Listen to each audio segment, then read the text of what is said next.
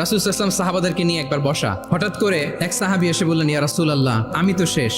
রাসূল সাল্লাল্লাহু আলাইহি ওয়াসাল্লাম বললেন, তুমি শেষ, তোমার আবার কি হলো? তো সাহাবী বলেন, আমি রমজান মাসে দিনের বেলায় আমার স্ত্রীর সাথে ফিজিক্যাল ইন্টিমেসিতে চলে গেছি ভুল করে, আমি তো আমার স্ত্রীর সাথে মেলামেশা করে ফেলছি, এখন কি করব? তো এটার আবার একটা বড় পেনাল্টি আছে, আপনারা যারা জানেন যে ইচ্ছাকৃত রোজা ভাঙলে কাজাও করতে হয়, কাফারাও দিতে হয়। কাজা মানে একটা রোজার জন্য একটা রোজা, আর কাফারা মানে হচ্ছে আরো 60টা রোজা রাখতে হবে। কয়েকটা জিনিস আছে, বেসিক্যালি 3টা। তো রাসূল সাল্লাল্লাহু আলাইহি ওয়াসাল্লাম তাকে বললো যে তোমার তো পেনাল্টি হয়েছে, তুমি তো বড় ভুল করে ফেলছো, তো তোমার কাছে কি এরকম কোনো দাস আছে যেটাকে তুমি আজাদ করে দিতে পারবা, মুক্ত করে দিতে পারবা, তাহলে পেনাল্টি আদায় হয়ে গেল। সে বলে, ইয়া রাসূলুল্লাহ, না, আমার তো এত সক্ষমতা নাই, আমার কাছে তো কোনো দাস নাই। তো রাসূল সাল্লাল্লাহু আলাইহি ওয়াসাল্লাম বললেন, তাইলে তুমি টানা 2 মাস রোজা রাখতে হবে, তাইলেও পেনাল্টি হয়ে যাবে, আদায় হয়ে যাবে, পারবা?